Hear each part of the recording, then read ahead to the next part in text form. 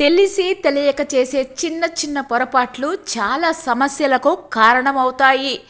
ఈ పొరపాట్లు మహాగ్రహపాట్లుగా మారుతాయి. అందుకనే పెద్దవారు కొన్ని నియమాలను పెట్టారు. పొద్దు ఎక్కే వరకు ఇంట్లో నిద్రపోకూడదు. ఆ టైంలో వాకిలి చిమ్ముకోకూడదు.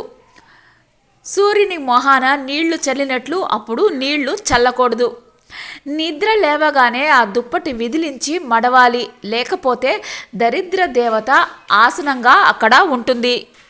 తిన్న ఎంగిలి కంచం ముందు చేతిని ఎండబెట్టి చాలాసేపు కూర్చోకూడదు. తిన్న స్థలం నుంచి కొంచెమైనా సరే పక్కకి జరిగి కూర్చోవాలి. మాసిన బట్టలు ఉతికాక స్నానం చేయాలి. బట్టలు ఉతికిన నీటిని కాళ్లపై పోసుకోకూడదు. అలా పోసుకుంటే జ్యేష్ఠాదేవికి ప్రవేశం కల్పించినట్లే. ఇల్లు ఊడ్చిన చీపురు నిల్చోపెట్టకూడదు. వంట గదిలో వాడిన మసిబట్టలను పొద్దుపోయాక ఉతకకూడదు. సంధ్యాకాలంలో సంసారం నిషేధం. నిద్రపోకూడదు. ఆహారం ఆ సమయంలో తినకూడదు. గొడవలు పడకూడదు. ఆ సమయం ప్రదోషకాలం. ధ్యానం, పూజ మంచి ఫలితాలను ఇస్తాయి.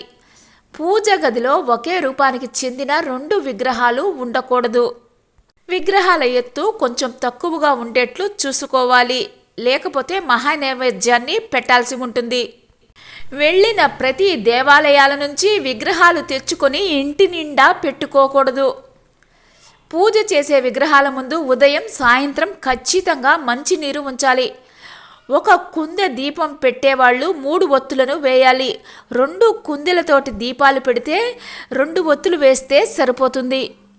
దేవుడి దగ్గర దీపాలను వెలిగించటానికి కల్తీ నూనెను వాడకూడదు. స్తోమత లేకపోతే ఆముదమైన కొబ్బరి నూనెైనా వాడవచ్చు, కానీ కల్తీ నూనె మాత్రం వాడకూడదు. పూజ చేసిన వెంటనే ఆ ఆసనాన్ని తీసివేయాలి. సాయంత్రం 6 దాటాక సూది, ఉప్పు, నూనె, కోడిగుడ్లు ఇంటికి తెచ్చుకోకూడదు. ఇవి శని స్థానాలు. పొద్దుపోయాక పెరుగు, ఊరగాయలు, కారం ఎవ్వరికీ ఇవ్వకూడదు. ముఖ్యంగా శుక్రవారం, మంగళవారం ఇవ్వకూడదు. ఇవి లక్ష్మీ స్థానాలు. శనివారం రోజు చెప్పులు, గొడుగు, గుడ్లు, నూనె, మాంసము ఇంటికి తెచ్చుకోకూడదు.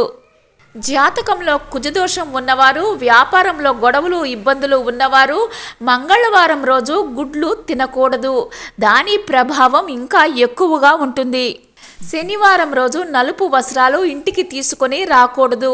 ఎవరైనా శనివారం రోజు బహుమతులుగా ఇనుపు వస్తువులు, నల్లటి నీలి వస్త్రాలు, గొడుగు, చెప్పులు ఇస్తే తీసుకోకండి.